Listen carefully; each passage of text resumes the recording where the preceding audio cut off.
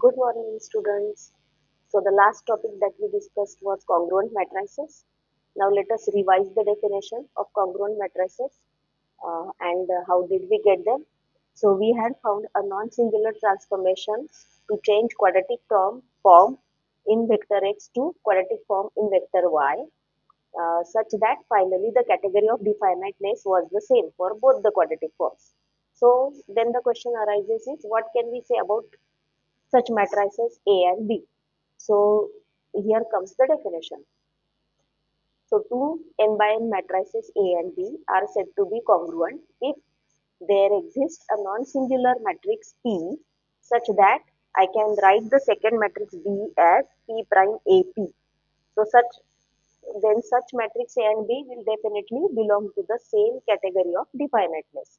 So if A is positive definite, then B also will be positive definite. If A is negative definite, then B also will be negative definite. Now here comes the remark that congruence is an equivalence relation on the set of all n by n matrices. So this we can verify very easily. And then now the question arises is what is the major benefit of understanding or learning the concept of congruent matrices? Can we use it to simplify quadratic forms? So is there a way to find a transformation uh, of a quadratic form to a simpler quadratic form? So if a quadratic form contains several product terms and square terms, then it is definitely difficult to handle than a quadratic form which contains only square terms. Uh, Obviously, here both the quadratic forms values should match, then only it would be meaningful. So the question arises is, can we find a procedure, an algorithm, or a method to construct a quadratic form or to reduce a quadratic form to a diagonal form? So here goes the theorem. The theorem says that any quadratic form can be reduced to a diagonal form by a non-singular transformation. So now the question arises is how do we find such a transformation and how do we guarantee that this is a non-singular transformation? So proof of the theorem would be simply a procedure or an algorithm to construct quadratic form to diagonal form or to construct a method to reduce quadratic form to diagonal form. So in order to prove this theorem, first we will see uh, two scenarios in which this procedure takes place, and then we will also see example by which we can understand both the scenarios. So the first scenario is when we are dealing with a quadratic form which contains only product terms. So we are assuming that the quadratic form does not contain any square term. Then can we find transformation, obviously non-singular transformation, so that the quadratic form can be transferred to a quadratic form which contains at least one square term. So what can be the transformation? So the step one, in order to prove this theorem, the first step towards the construction of the method is to find a transformation so that the quadratic form, the resulting quadratic form will contain at least one square term. So how do we do this? So we start with this. So suppose A is a non-null matrix with all diagonal elements as zeros. Then when we consider x prime Ax, it will only have off diagonal entries, means product terms, and it won't have terms such as x1 square, x2 square, and so on. So, but we are assuming that the quadratic form contains, means the matrix of the quadratic form contains at least one of diagonal entries non-zeros. So the procedure starts with this. We find the first of diagonal entry in matrix A which is non-zero. So we try to find the minimum possible value of I for which Aij will be not equal to 0. So the search for this Aij starts from the first row itself. So if the first row contains at least one element non-zero, then we try to find, then we take that element itself. And if the first row contains multiple non-zero elements, then we go for the minimum possible value of j. So when we say that we have a matrix A with all diagonal elements as 0, but Aij not equal to 0 for some I and j, we choose that Aij for which I and j both are minimum. So please take a note of this. Now here obviously I is not equal to j because all diagonal elements are already zeros. So now how do we make a transformation? So the old variable, say xk is the kth variable. Here we are assuming that capital A, the matrix of quadratic form, is n cross n. We have written it here, n diagonal elements as zeros. So we have x1, x2 up to xn, n variables or n elements in the vector x. So what we are doing is this old element in the vector x, which I will now refer to as the kth variable, kth old variable, is written as yj plus yi. Here yi is the yi and yj are the ith and jth elements from the new vector y, means y ith and jth new variables. So xk becomes yi plus yj if k is equal to j, and it becomes yk itself if k is not equal to j. So to understand this better, let us consider this example. So we have taken capital A as a 2 by 2 matrix with elements as 0 to 2, 0. So here x prime ax is simply 4 times x1, x2. So now what do we want?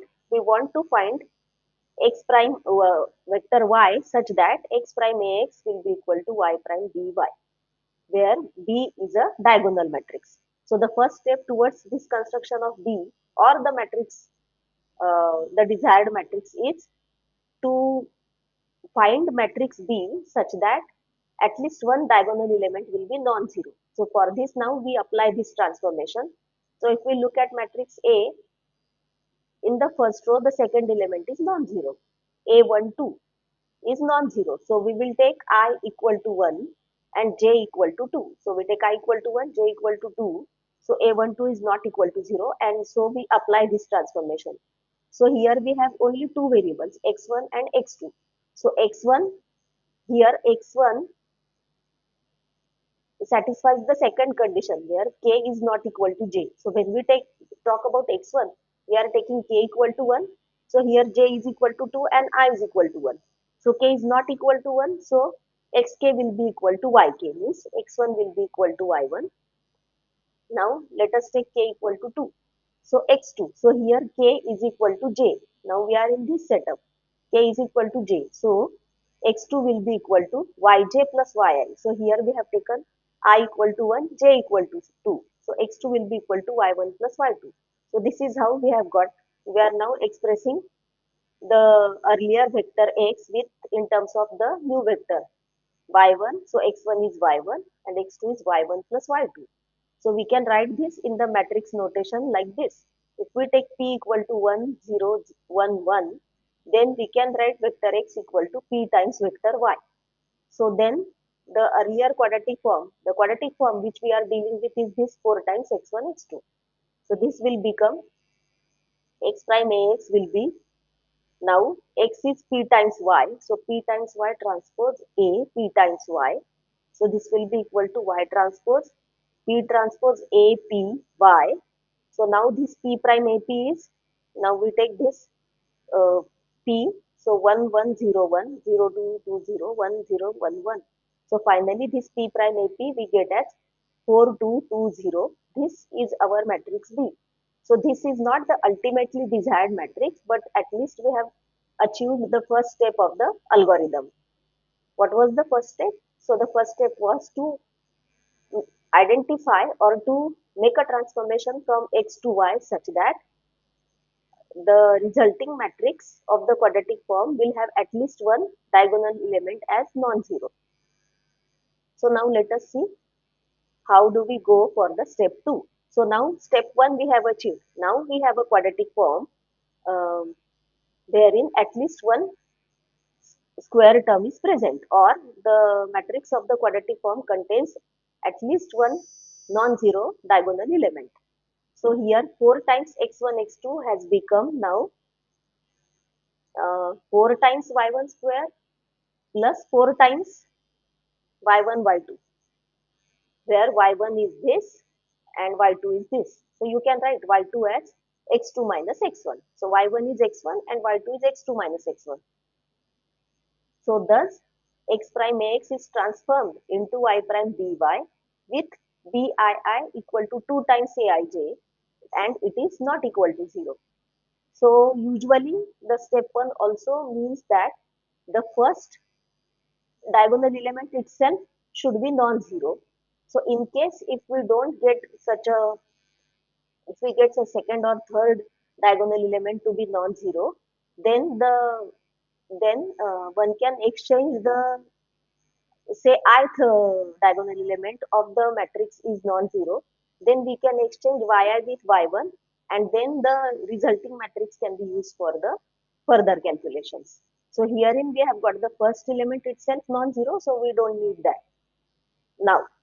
So we are in the setup wherein the first diagonal element of the transformed quadratic form is non-zero. So now again we are calling that as A. Now again we are calling it back as A. So we are in now step 2, wherein we are dealing with a quadratic form where the matrix of the quadratic form contains first diagonal element as non-zero.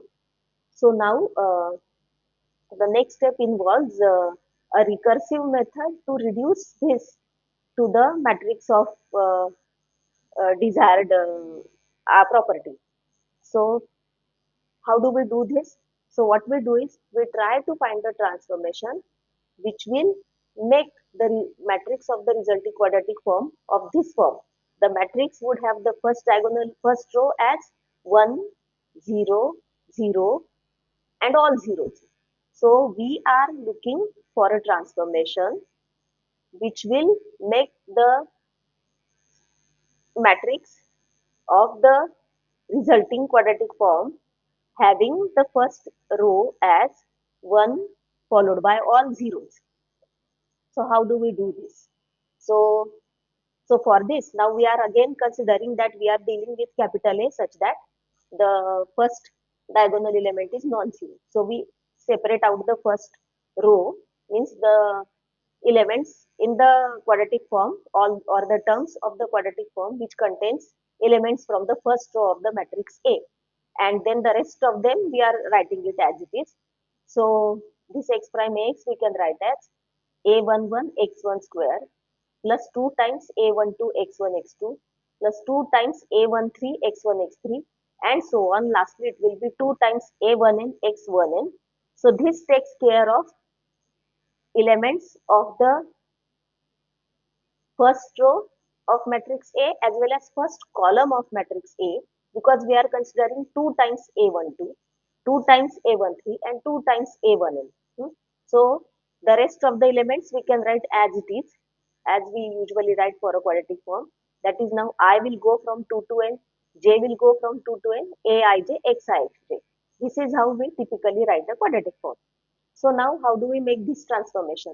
So what we do is, see, what we want is the resulting quadratic form should have a matrix which has first row, first element in the first row should be 1, second element in the first row should be 0, third element in the first row should be 0. In fact, all the elements in the rest of the first row should be zeros.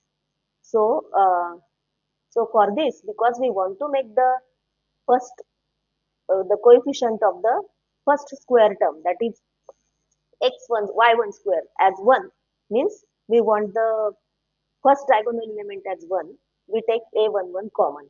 So we take a11 common, so in bracket we have x1 square plus 2 times a12 upon a11 x1 x2 and so on, plus 2 times a1n upon a11 x1 xn, bracket complete, plus the rest of the elements summation we are keeping as it is. Now now what do we do? So what we do is we write this, because this, can we treat this summation as a perfect square? then obviously we would be taking some extra terms. So we will subtract them. So this adjustment is done like this. So we consider, because we want to adjust all these, this summation, this curve term in the square, first curve bracket as a perfect square. So we have to add and subtract the third term. So we do this like this. So what we do is x1, we write this as x1 plus a12 upon a11 x2 plus a13 upon a11 x1 x3, not x1 x3, only x3 plus so on. And the last term is a1n upon a11 xn whole square. So if you expand this, then you get x1 square plus a12 upon a11 square x2 square plus a13 square upon a11 square x3 square. All the square terms will be there. Then all the product term. Now the product term will be 2 times a12 a11 x1 x2, then 2 times. So you can imagine. So all the terms, when we consider this as a perfect square, all the terms which weren't earlier here are subtracted here through this double summation. So this is how we are subtracting. So here when I is equal to j, we will be subtracting the square terms which weren't there before. Here only one square term is there, that is x1 square. But here when we consider full square, we are considering squares of this, square of the next term, and square of all these terms. So all of these are getting subtracted here, so that there is no change. And this plus the double summation, this is kept as it is. And now after some adjustments, we we get x prime ax as a11 into this whole bracket square plus double summation aij minus ai1 a1j upon a11 xi xj. See here we had ai1 a1j upon a11. See here a1j upon a11 xj into a1l upon a11 xl. So a11 a11 into a11. So a11 square 1 upon a11 square into a11. So only one a11 we will have in the denominator, and in the numerator we will have a1j, a1l, xj, xl. I can rewrite this as, instead of l, using l as the running variable, I can use small I as the running variable, and then I'll have a1j into a1i. Now a1i is same as ai1. So I can, because capital A is symmetric matrix, so I can write this term, the second term in this expansion as ai1 into aij upon a11 into xj xjl. Now because instead of l I am using the running variable as small I, so ai1 into a1j upon a11 into xij plus this double summation aij xij. So here I have xij, here also I have xij, so I can combine these two double summations and I'll get then double summation I goes from 2 to n, j goes from 2 to n, aij minus, because this has minus sign, aij minus ai1 into a1j upon a11 x1 xi xj. So notice that x prime ax has been written as a11 into full square plus this double summation. So if we use these coefficients, then automatically we will end up getting a quadratic form wherein the first diagonal element will be non-zero and the rest of the entries in the first row will be zeros. So we write zi. So now the transformation comes, the new variable. Now here please notice this change. In the earlier step, that is the step 1, the transformation was written in terms of old equal to new. Now here we are writing expression for new variables in terms of old variables. So here zi is x1 plus a12 x11, sorry, a11 x2 plus so on, a1n upon a1n upon a11 xn if I is equal to 1, and if I is not equal to then 1, then it is simply xi. So actually we are transforming only the first variable and the rest of the variables are kept as it is. So this is a non-singular transformation, and so we get x prime ax as, see if I take this I equal to 1 means Z1 will be equal to this. So if I substitute it here, then I get A11 x prime Ax as A11 Z1 square plus this will be a quadratic form containing Z2 to Zn. So I do not have any term which contains Z1 into Z2, Z1 into Z3 and so on. So all the terms, product terms involving Z1 have vanished now from this uh, right hand side, and this indicates that we have achieved the target. So see, this is what I have tried to elaborate here as well. So pay attention here. So this is how we are changing the variables. So thus the resulting quadratic form will have first row as A11 0 0 0 and the first column will be A11 0 0 0. So now the procedure needs to be repeated on quadratic form Q. So this capital Q now, the rest of uh, the quadratic form in the rest of the variables, that is Z2 to Zn. Now we can apply the same procedure, step 1 and step 2 on this Q, and we can go on doing this till we get the desired result. So let us try to implement this on the example. So in the earlier example, we had got the matrix B as 4, 2, 2, 0. So we have the first diagonal element as non-zero. So we can apply this second procedure. So by applying this, we mean we will be transforming this. So here Z1 will be x1 plus a12 upon a11 x2 and Z2 will be x2. So here instead of x we have y. So Z1, because here we had y no, associated with this capital B. So we are taking y. So Z1 becomes, because here A11 is 4. So each element in the first row is divided by 4. So the first element, the coefficient of y1 is 1 and the coefficient of y2 is ratio of these two. So 2 by 4. So y1 plus 2 by 4 times y2, that will be z1 and z2 will be simply y2. Now because we want to write y prime dy in terms of z, we need to write the old variables in terms of new variables. So y1 will become Z1 minus half times Z2 and Y2 will be equal to Z2. So thus we have made a transformation Z1 Z2 as 1 half 0 1 times Y1 Y2, or equivalently Y1 Y2 can be written in terms of Z as 1 minus half 0 1 times Z1 Z2. So let us call this 2 by 2 matrix as capital D. So we have got Y prime By at Z prime CZ, where this C will be D prime BD. See, put Y prime in place of Y prime, put Z prime D. So you will have Z prime D prime B D Z. So this matrix C will be automatically D prime B Z. So let us do the multiplication, and this is the matrix C that we get 4 0 0 minus 1. So finally we have reduced the original quadratic form to the diagonal form. So we have got x prime ax as z prime cz. Now let us, because we have applied two transformation, first we transformed x to y and then we transformed y to z. So we should try to write x in terms of z. So x1 was y1 itself and y1 is z1 minus half times z2. So we can say that x1 is equal to z1 minus half times z2.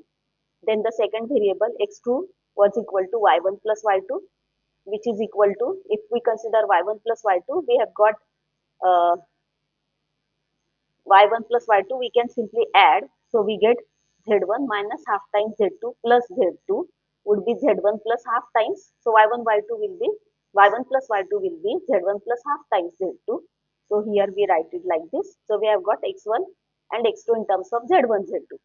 So we can write, so actually the transformation that is happening is x are being transformed to z through two steps. X were first transformed to y and their y were transformed to z. So then if we write x in terms of z, we get, and let us call this, then this will be the matrix of transformation. Let us call this as matrix G. You can easily see that this is a non-singular matrix with determinant not equal to 0. And then x prime ax has become z prime G prime A G Z. Now this G prime A G should match with this matrix C. So let us see if we get that. So G prime Ag is, let us carry out the multiplication, and yes, we have got this equal to 0, 4, 0, 0, minus 1, which is same as the matrix C. Now let us quickly see one more example and then we shall stop. So now we are intentionally starting with a quadratic form wherein there is no square term. Instead, we have just two product terms. So we are considering 2 times x1 x3 plus x2 x3. So our capital A is 0 0 1, 0 0 half, then 1 half 0. So let us see. Now we are still in step 1 because we haven't got any diagonal element as non-zero. So we apply the step 1 here. Means what? We will try to find aij not equal to 0 for minimum possible value of I and j. Then what is I and j here? If we take capital A as equal to this, you can identify that if you take a equal I equal to 1, j equal to 3, then you get a13 not equal to 0. So applying the usual procedure, the first step, so the transformation should be x1 should be equal to y1, x2 should be equal to y2, and x3 should be equal to y1 plus y3. Let us go back. I'll show you the page again.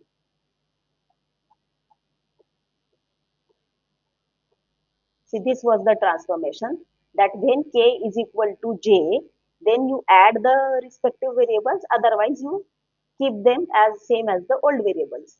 So xk, so x1, x2 will be same as y1, y2, but x3 will be y1 because I is equal to 1 and j is equal to 3, so it will be y1 plus y3. So this is exactly what we do.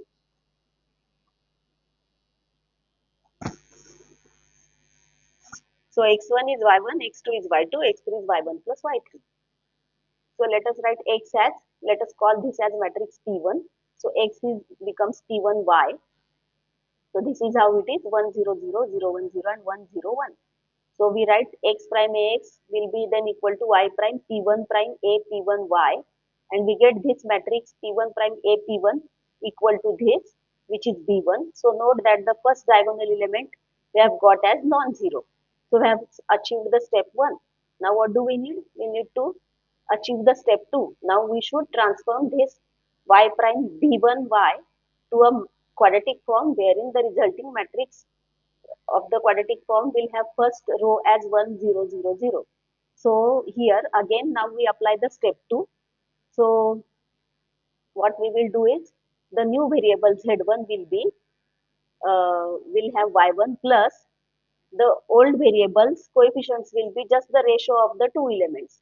So here the coefficient of y2 will be half upon 2, which is 1 by 4. Then the coefficient of y3 will be 1 upon 2, which is half, and the rest of the elements will be as it is. So z1 is y1 plus 1 by 4 y2 plus half y3, z2 is y2 and z3 is y3. Or alternatively, you can write y1 as z1 minus 1 by 4 z2 minus half times z3.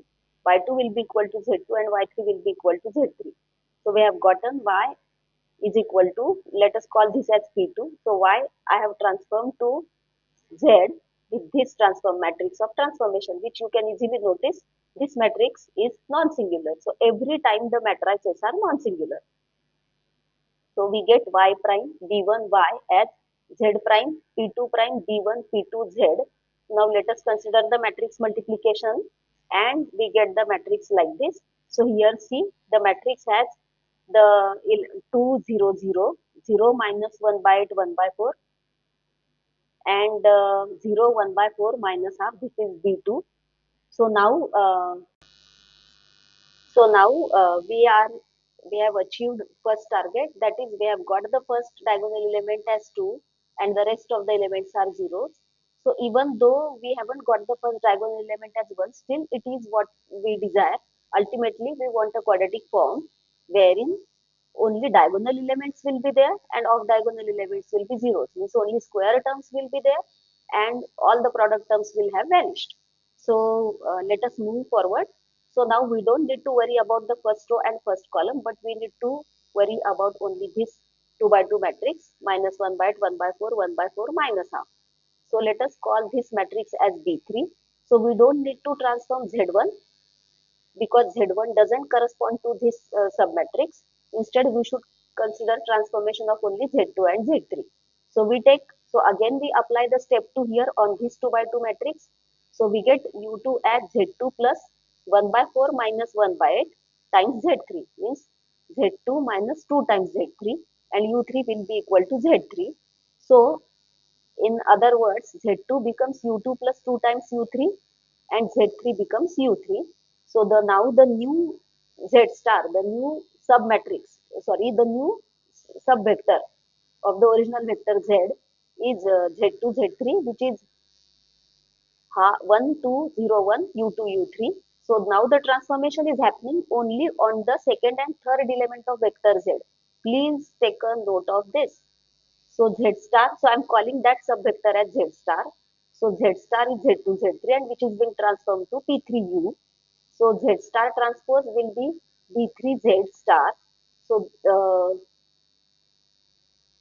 sorry, so Z star transpose B3Z star. This quadratic form means this part, this entire part of Y prime B1Y.